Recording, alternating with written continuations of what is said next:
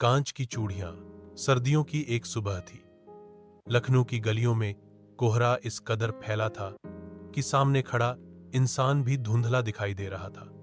साक्षी अपने स्कूटर पर थी, कॉलेज के लिए निकली थी, लेकिन मन कहीं और भटका हुआ था। उसकी आंखों में कुछ ख्वाब थे, कुछ अधूरे, कुछ टूटे हुए।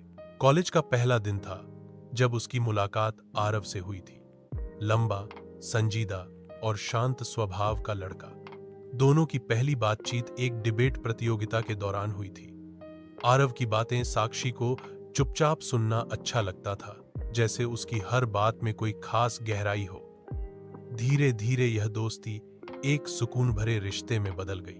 आरव और साक्षी की दुनिया एक दूसरे के बिना अधूरी सी लगने लगी थी। चाय की दुकान पर घंटों बातें करना, लाइब्रेरी में किताबों के बहाने मिलना और बारिश में भीगते हुए साथ चलना, सब अब उनकी दिनचर्या बन चुकी थी। एक दिन साक्षी ने पूछा, आरव, तुम्हें सबसे ज्यादा क्या पसंद है मुझ में? आरव ने मुस्कुराते हुए कहा, तुम्हारी वो कांच की हरी चूड़ियां। जब भी तुम हंसती हो, उनका खनकना मुझे जिंदगी की आवाज जैसा लगता है। साक्षी हंसती, ये चूड़ियां तो मामूली हैं। नहीं, आरव बोला, तुम्हारे साथ ये भी खास हो जाती हैं। कॉलेज खत्म होने में अब बस 2 महीने बचे थे। दोनों जानते थे कि जिंदगी की राहें अब एक जैसी नहीं रहेंगी। आरव को दिल्ली जाना था, नौकरी के सिलसिले में, और साक्षी को लखनऊ में अपने बीमार पिता का साथ देना था। दोनों के बीच एक अनकहा डर बस गया था, जैसे कुछ खोने वाला हो। अंतिम दिन आरव ने साक्षी को पुराने घाट पर बुलाया। हाथ में एक छोटा सा डिब्बा था। ये तुम्हारे लिए, उसने कहा। साक्षी ने डिब्बा खोला। उसमें हरी कांच की चूड़ियां थीं, बिल्कुल वैसी जैसी वो पहनती थी।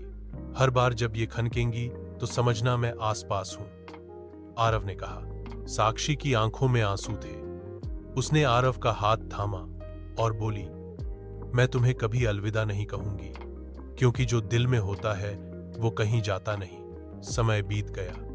आरव दिल्ली चला गया और साक्षी अपने परिवार के साथ व्यस्त हो गई।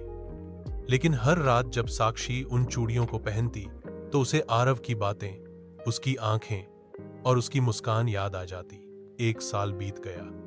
एक शाम जब साक्षी पुराने घाट पर चुपचाप बैठी थी, पीछे से किसी ने आवाज दी, अब भी वही चूड़ियां पहनती हो? साक्षी पलटी। आरव खड़ा था। तुम? उसकी आवाज कांप गई। मैं वापस आ गया, आरव बोला, क्योंकि मैं हर रात उन चूड़ियों की खनक सुनता था और जानता था मेरा घर वहीं है जहां तुम हो। साक्षी मुस्कुराई, आंखों में नमी लिए। उसने चुपचाप अपना हाथ बढ़ाया और आरव ने उसे थाम लिया। खामोशी में चूड़ियों की खनक फिर से जिंदगी की आवाज बन गई थी।